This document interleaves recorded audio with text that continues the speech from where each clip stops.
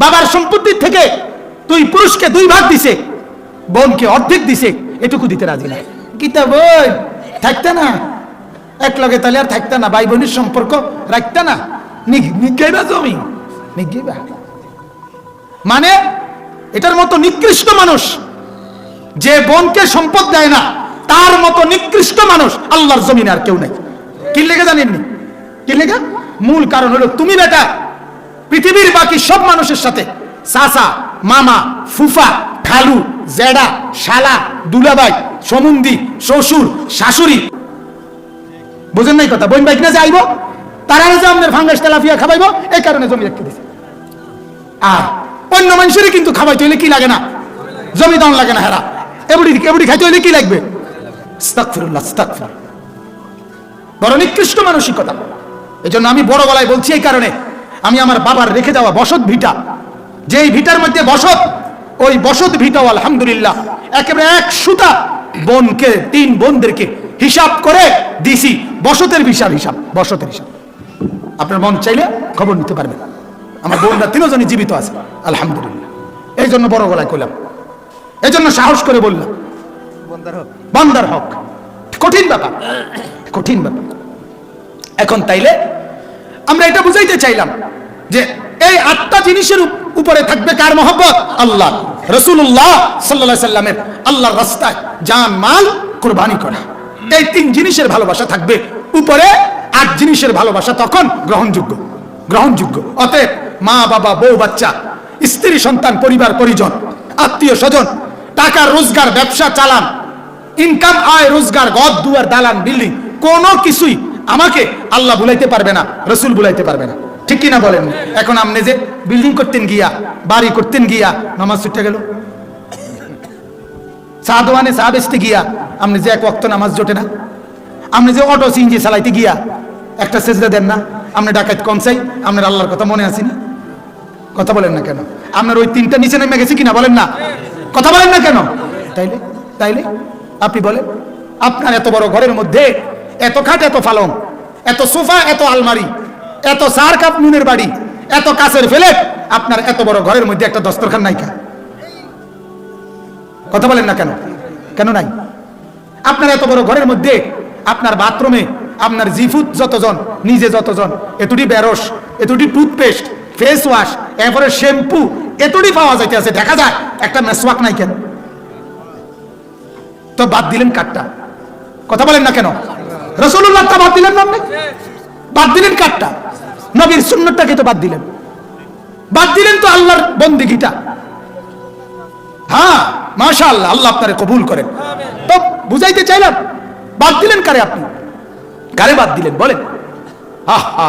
অথচ আপনার চাকরি, আপনার ব্যবসা, আপনার দোকান, আপনার গাড়ি ঘোড়া, যানবাহন, কোনো কিছু, আপনার নাস্তা, আপনার দুপুরের খানা, আপনার রাতের খানা, আপনার পেশাব, পায়খানা, মোবাইল রিসিভ করা, শ্বশুর বাড়ির যাওয়া, বেড়াইতে যাওয়া, বন্ধুরে মোগলাই পরোটা খানা, এরপরে দিয়া রেস্ট করা, কোনো কিছু থেকে আপনাকে বিরত রাখে না, শুধু সেজদার থেকে বিরত রাখে, নামাজ থেকে বিরত রাখে। তাহলে ধরলেন, রাখলেন, সবাইকে ঠিক রাখলেন, শুধু নারাজ করলেন আল্লাহকে। কেন? আল্লাহর সাথে রাগ করলেন কেন? আল্লাহর সাথে দুশ্মনী কেন? আল্লাহর সাথে দুশ্মনী কেন? একজন বন্ধুরে একটা মোগলাই আর চা, 1 কাপ চা খাওয়াইয়া, একটা মোগলাই, 1 কাপ চা, 1 খিলি ফান খাওয়াইয়া মোট বিল দিলেন 70 টাকা। আল্লাহর ঘর মসজিদের জন্য, মাদ্রাসার জন্য কোন অসহায় চাওয়ার পরে তারে বলে দিলেন মাফ করো, 5টা টাকা জুটলো না। কারণটা কি? কথা বলেন না কেন? কারণটা কি? 70 টাকা যারে খাওয়াইলেন, এইতে খানাটা শেষ হবার লগে কয় বিড়িটা আঙ্গাইতেছে। ঠিক কিনা? বিড়ি আসেনি, বেটা বিড়িও নাই তোর বেটা, অত তুই এই মাত্র মোগলাই খেলি, স্বীকার করলি না? মানে এই যে বিড়িটা নাইকা, এই কারণে মোগলাইও মারি, অকৃতজ্ঞ। নজরুল ভাই সুন্দর সহযোগিতা করছে, বলেন আলহামদুলিল্লাহ। অকৃতজ্ঞ তুই, তাইলে আপনি ভাবেন তো কারে খাওয়াইলেন? একজন তাকে একটাবার জিজ্ঞাসা করছেন, দোস্ত তোরে 70 টাকা খাওয়াইলাম, অথচ তুই তো একটা সেজদা করলি না, তোর কপালে তো একটা নামাজের সেজদা নাই, তোরে খাওয়াই আমার কি লাভ হইল? আর ওই অসহায় যে হাত পাচ্ছিল তারে যদি আমি 2টা টাকা দিতাম, আল্লাহ কসম কোন অভাবীর হাতে 5টা টাকা দেওয়া, এটা যেন সরাসরি আল্লাহ পাকের কুদরতি হাতে দেওয়া। কার হাতে? এটা হাদিস না? কথা বলেন না কেন? হাসরের ময়দানে আল্লাহ জিজ্ঞেস করবে, ও আমার বান্দা, আমি তোমার কাছে একটু সহযোগিতা চেয়েছিলাম, তুমি আমাকে দেও নাই। ফালাম তুসাইদিনি, তুমি আমাকে সাহায্য করো নাই। তখন ওই নাফরমান বলবে, আল্লাহ আপনি হলেন রব্বুল আলামিন, কায়নাতের মালিক, আপনারে আমি সহযোগিতা করব কেমনে? আপনারে আমি দেব কোথা থেকে? আল্লাহ তখন বলবেন, আমার এক অভাবী বান্দা তোমার কাছে হাত পাতছিল, সেদিন যদি তুমি তাকে দিতা, সেটা আমি আল্লাহর হাতে দেওয়া হতো। কার হাতে? মজার কথা শুনেন মোজাম্মেল ভাই, হযরত মাওলানা আবু তাহের মিসবাহ বাংলাদেশের একজন শ্রেষ্ঠ বুজুর্গ আলেম, অনেক বড় মাপের সাহিত্যিক আলেম। ওনার একটা কিতাব আছে বাইতুল্লাহর মুসাফির, হজের সফরনামা, হজের। তো ওইখানে একটা আশ্চর্য কথা আছে। উনি প্রথম বছর যখন হজে যায়, শুনেন মজার কথা, এক ছোট বাচ্চা ছেলে উনারে 2টা চকলেট দিছিল, চকলেট ওনার হাতে। উনি যখন যেদিন বাইরে যাইতেছে আর কি, আজকে যাবে ফ্লাইটে, তো বাচ্চাটা ওনার এক আত্মীয় হবে, তো বাচ্চাটা চকলেট 2টা দিয়া ওনার হাতে বলছিল, আল্লাহকে দিবেন। আপনি তো আল্লাহর ঘরে যাচ্ছেন, কারে দিয়েন? আল্লাহকে দিয়েন আমার এই চকলেটটা। ছোট বাচ্চা। হযরত মাওলানা আবু তাহের মিসবাহ বলেন, আমি নিজে পড়ছি এই ঘটনা, হুজুরের পকেটে সাথে করে এটা নিয়ে গেছে, ওই বাচ্চার আমানত না। তো চকলেট এটা আল্লাহর ঘরে নিয়ে সৌদি আরব নিয়ে উনি বলতেছে, আহা আমি বড় পেরেশান হয়ে পড়লাম যে ওই বাচ্চার আমানত কি করবো, আমি এই 2টা চকলেট আমি কোথায় দিব? এ তো আমারে বলছে আল্লাহকে দিতাম, আল্লাহকে দিব কিভাবে? হযরত তখন বলেন, আমার তখন এই কলিজার ভিতরে আল্লাহর নবীর এই হাদিস মনে আসছে। তখন আমি একজন ওইখানকার গরিব, হ্যাঁ ওই মিসকিন যারা হাত পাতে ভিক্ষুক, আমি তাদের হাতে 2টা চকলেট দিয়ে সাথে সাথে ওই বাচ্চার জন্য দোয়া করে আল্লাহকে বলছি, আল্লাহ ওই বাচ্চার দেওয়া আমানত তোমার হাতেই দিলাম, কারণ তুমি তো বলছো অভাবীকে দিলে সেটা কারে দেওয়া? তোমাকে দেওয়া। তো বাচ্চা তো চাইছিল কারে দিতে? আল্লাহকেই দিতে। তো আমি আল্লাহর নামে চাইছি, তাকে দিলাম। সুবহানাল্লাহ, সুবহানাল্লাহ। অতএব আমার বাপ, আমার বলার উদ্দেশ্য হলো আল্লাহর ভালোবাসা, রাসূলুল্লাহ সাল্লাল্লাহু আলাইহি সাল্লামের ভালোবাসা, আল্লাহর রাস্তায় জান মাল কোরবানির ভালোবাসা, এটা মুকদ্দম, এটা অগ্রগণ্য। ঠিক কি না বলেন না? এটা অগ্রগণ্য। এখন আসেন আর 2টা কথা। একটা কথা হইল আল্লাহর ভালোবাসা সবার ঊর্ধ্বে, ঠিক কি না বলেন? কিন্তু আল্লাহ বলছেন আমার ভালোবাসা অর্জনের মাধ্যম সরাসরি না, সরাসরি আমার ভালোবাসার জন্য কি করণীয় তুমি বুঝ পাইতা না, এজন্য আমি একজন বন্ধু পাঠাইলাম। আমার এই বন্ধুকে তুমি দেখো, শোনো, গ্রহণ করো, মানো, অনুসরণ করো। তার সব কিছু আমার মহব্বতের, তার হাসি আমার পছন্দ করা, তার কান্না আমার পছন্দ করা, তার খাওয়া আমার পছন্দ করা, তার 24 ঘন্টা হাঁটা চলা, উঠা বসা, আহার নিদ্রা, হাসি কান্না, আনন্দ বেদনা, উঠা নামা, রাত দিন, সকাল দুপুর, 24 ঘন্টার প্রতি সেকেন্ডের প্রতি নিঃশ্বাসের নড়াচড়া, উঠা বসা সব আমার মহব্বতের, আমার পছন্দের। তার সব আমি ভালোবাসি। তিনি হাসলেও আমি ভালোবাসি, কাঁদলেও ভালোবাসি, তিনি রাতেও তাকে ভালোবাসি, দিনেও তাকে ভালোবাসি। আমার এই বন্ধুকে অনুসরণ করো, 24 ঘন্টা পেয়ে যাবে তাকেও, পেয়ে যাবে আমাকে। সুবহানাল্লাহ, সুবহানাল্লাহ, বলেন আলহামদুলিল্লাহ। তাইলে আল্লাহর ভালোবাসা 1 নাম্বার, কিন্তু পেতে হলে অনুসরণ করতে হবে রাসূল পাক সাল্লাল্লাহু আলাইহি ওয়াসাল্লাম। তাহলে মিলে যাবে নবীর ভালোবাসাও, মিলে যাবে আল্লাহর ভালোবাসা। ঠিক কি না বলেন না?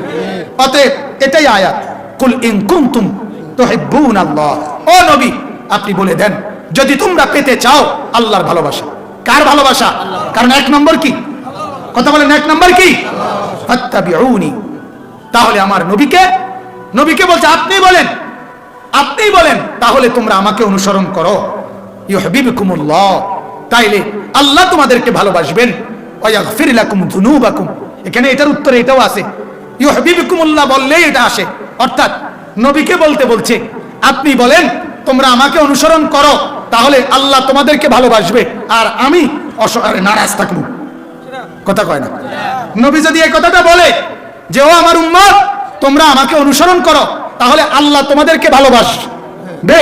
তাইলে আপনি যদি জিগান যে আপনি ভালোবাসতেন না, তো নবীজি হাসি দিয়া উত্তর দিবে কি, এটা কি আবার বলতেও হয়? কথা বলেন না কেন? এটা কি আবার কম লাগে? আমার আল্লাহ ভালোবাসবে তারে, আমি তারে ভালোবাসতাম না, এটা কি কম লাগে আবার? এটা তো এমনি বোঝা যায়, এটা তো এমনি বোঝা যায়। ওয়াগফির লাকুম যুনুবাকুম, আর আল্লাহ বলে যাকে আল্লাহ ভালোবাসবে তাকে শুধু ভালোবাসবে না, আল্লাহ বলেন আমি তাকে সমস্ত গুনাহ অপরাধ এগুলো মাফ করে দেব। আল্লাহু গফুরুর রহিম, আল্লাহ বলেন আমি মাফ করতেই ভালোবাসি, দয়া করতেই ভালোবাসি, কারণ আমি গফুর, কারণ আমি রহিম, আমি ক্ষমাশীল, আমি দয়ালু। বলেন আলহামদুলিল্লাহ। এরপরে দেখেন আবার বলছে আল্লাহ, কুল, নবী আবার কোন, আবার কোন, এই কথাটাই আমার গুরুত্বপূর্ণ।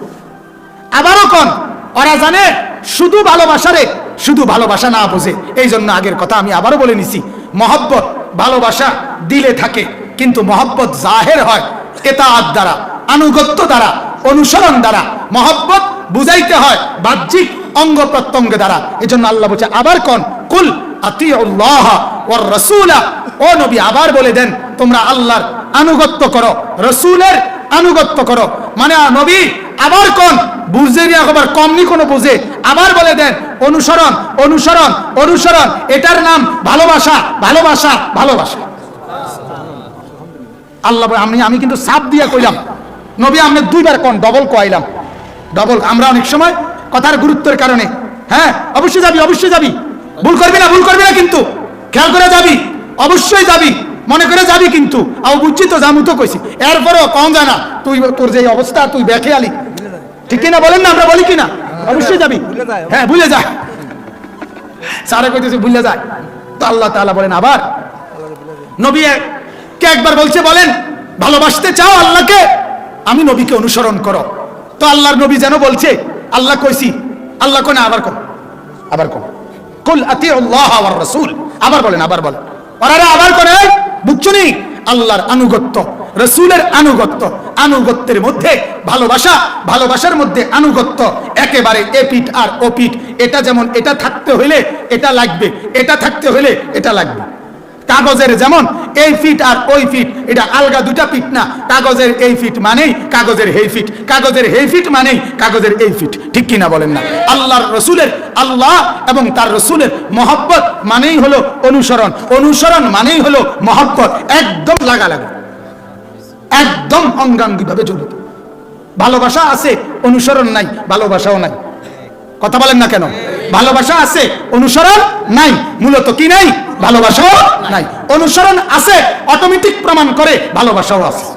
কারণ ওই যে ভালোবাসা দিলের বিষয়, এটা প্রকাশ পায় বাহ্যিক অঙ্গ দিয়ে, আর বাহ্যিক অঙ্গ দিয়ে যেটা করে এটার নামই অনুসরণ, এটার নামই কি বলেন না? অনুসরণ। অতএব মহব্বত আর অনুসরণ একই কাগজের এপিঠ ওপিঠ, মহব্বত আর অনুসরণ একই পয়সার এপিঠ আর ওপিঠ, ঠিক কিনা বলেন? পয়সার এই ফিট আছে মানে হে ফিটও আছে, নাহলে এই ফিট হইব কেমনে? কাগজের এই ফিট মানে হে ফিটও আছে, মাটির এই ফিট মানে ওই ফিটও আছে। ঠিক অনুসরণ মানেই ভালোবাসা, ভালোবাসা মানেই অনুসরণ। আলাদা করলে হবে না, আলাদা করলে হবে না। আমরা ভালোবাসি, আমরা অনুসরণ করি। তারা আপনার মেসওয়াক করলে কি হইব, তারা দাড়ি রাখলে কি হইব, তারা শুদ্ধ কোরআন শরীফ পড়লে কি হইব, তারা আপনার এত মসজিদ মাদ্রাসা পড়াইলে কি হইব, তাদের মধ্যে নবীর মহব্বত নাই। এটা আমনে কইতে থাকেন, আমিও শুনতে থাই।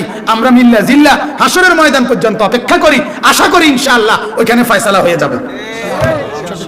ওইখানে কি হয়ে যাবে? দোয়া করেন ওই পর্যন্ত যাতে সবাই যাইতে পারি, বাকি দোয়া না করলেও যাইতে হইব। হ্যাঁ, যাওয়ার তো বাঁচনের সুযোগ। কিছু বিষয় আছে ইনশাআল্লাহ কোনের দরকার নাই, এটা জানেননি। মনে করেন হাসরের মাঠ কায়েম হবে ইনশাআল্লাহ, কীর্তন করেছেন আপনি ইনশাআল্লাহ। আল্লাহ যদি চায়, আল্লাহ চাইয়া রয়েছে, ঘোষণা দিয়ে রাখছে, ফয়সালা দিয়ে রাখছে। কথা বুঝেন নাই আপনি? কোরআন সত্য ইনশাআল্লাহ, না না না কীর্তন করেন ইনশাআল্লাহ, এটা তো ফয়সালা আছে, অকাট্য কথা না এটা। এজন্য হাসরের মাঠ কায়েম হবে নিশ্চিত কিনা? অতএব এটাই আমি আবারও বললাম, আজকে আপনাদের কাছে আমার অনুরোধ এটা বাজান, আমরা আল্লাহকে ভালোবাসি, আমরা রাসূলুল্লাহ সাল্লাল্লাহু আলাইহি ওয়াসাল্লামকে ভালোবাসি। আর নবীজির ভালোবাসা, নবীজির অনুসরণ, এটা আমাদের দুইটা লাভ দিবে। আল্লাহর ভালোবাসাও হাসিল হবে, আল্লাহর আনুগত্য হাসিল হবে, জান্নাতও মিলে যাবে। এখন শেষ কথা হলো, নবী সাল্লাল্লাহু আলাইহি ওয়াসাল্লামকে ভালোবাসা, ওলামায়ে কেরাম কিতাবের মধ্যে লিখছে, কোন ব্যক্তি নবীজির সাথে সম্পর্ক, আল্লাহর নবীর সাথে ভালোবাসা তার, এটা বোঝা যাবে। এটার মৌলিক সিমটম, চিহ্ন তিনটা জিনিস। কয়টা জিনিস? নবীর সাথে আপনার সম্পর্ক আছে কিনা এটার প্রমাণ হবে কয় জিনিসে? আবার বলেন। এক, জবানে যা বেশি বেশি দুরুদ। এক, কি কোন? দুই, কলিজায় যার বেশি বেশি মহব্বত। কোন? দুই। তিন, অঙ্গ প্রত্যঙ্গে যার বেশি বেশি অনুসরণ, সুন্নত। জীবনে যার বেশি সুন্নত, কলিজায় যার বেশি মহব্বত, জবানে যার বেশি দুরূদ, সে আল্লাহ রাসূল সাল্লাল্লাহু আলাইহি সাল্লামের সাথে তার সম্পর্ক গভীর। তার দেখা নবীজির সাথেই হবে, তার হাসর নবীজির সাথেই হবে, তার জান্নাত নবীজির সাথেই হবে। এজন্য মিলাইয়া লইয়েন, মিলাইয়া লইয়েন। হুদা এক বস্তা আলু কিনে লাইছেন, কিন্তু মাছও কিনলেন না, দৈন্যতাও কিনলেন না, আপনি খুব দূর তরকারিও লইলেন না, আলু ডিলিয়ে কিনলেন। এমন করবেন না, ঠিক আছে না? কথাটা আলগা করেন না, আলগা করেন না। ভালোবাসা আর অনুসরণকে পৃথক করার সুযোগ নাই। সুযোগ আছে নি বাজার? না না। যার যেখানে ঘাটতি বাড়ান, আমার কথা হলো বাড়াই আমরা, ঠিক না বলেন? যিনি দাড়ি নাই আপনি চিন্তা করেন, আস্তে আস্তে বাড়ান। যিনি মেসওয়াক করেন না আপনি মেসওয়াক করেন। যিনি দস্তরখান বিছান না আপনি দস্তরখান বিছান। ছেলে মেয়েদেরকে নামাজি বানান, আপনি পর্দা পুশিদার ব্যবস্থা করেন। ঘরের থেকে টেলিভিশন, নাটক, সিনেমা কমান। ছেলে মেয়েদেরকে দিন শিখান, কোরআন শিখান। আস্তে আস্তে করে বাড়ান না, ঠিক কিনা? কোন মানুষ তার ঘরের ফার্নিচার একদিনে সব কিনে নেয়? তো আপনি কমপক্ষে আস্তে আস্তে জমায় না, তো আপনি আস্তে আস্তে বাড়ান না। নবীর ভালোবাসা বাড়ান, নবীর অনুসরণ বাড়ান। আল্লাহ তাআলা আমাদেরকে তৌফিক দান করুক, আল্লাহ তাআলা আমাদেরকে কবুল করুক। আজকের এই রজব মাসে আমরা আপনাদের কাছে বললাম, রজব মাসে নবীর ভালোবাসা বেশি বেশি। আল্লাহুম্মা বারিক লানা ফি রাজাবা ওয়া শাবান ওয়া বাল্লিগনা রমাদান, এই দোয়া পড়া। রজব মাসে নবীর ভালোবাসা, রমজান মাসের জন্য প্রস্তুতি নেওয়া। রজব মাসে নবীর ভালোবাসা, হায়াত আল্লাহর কাছে একটু বেশি চাওয়া আল্লাহর ইবাদতের জন্য। রজব মাসে আল্লাহর নবীর প্রতি ভালোবাসা, রমজান মাস আসার জন্য কাকুতি মিনতি আল্লাহর কাছে করতে থাকা, রহমত আর মাগফিরাত হাসিলের জন্য। আল্লাহ তাআলা আমাদেরকে তৌফিক দান করেন। আগামী সময় থেকেই, রমজানের আগেও বিগত সময় থেকে কিছু নফল রোজা বেশি রাখবেন, এটাও রাসূলুল্লাহর ভালোবাসা, নবীজির সুন্নাত। নবীজি রমজানের আগে এই রজব শাবানে রোজা রাখতেন, নফল রোজা, বিশেষ করে শাবান মাসে অত্যধিক রোজা রাখতেন। এটাও আমরা চেষ্টা করব, ঠিক আছে ইনশাআল্লাহ। আজকে এই মরহুম সহ যত জনের স্মরণে আজকের এই মাহফিল, আল্লাহ তাআলা প্রত্যেককে কবুল করেন, বরকত দান করেন, আমাদেরকে সত্যিকার আল্লাহর নবীকে ভালোবাসার তৌফিক দান করুক। সকলেই বলেন আমিন।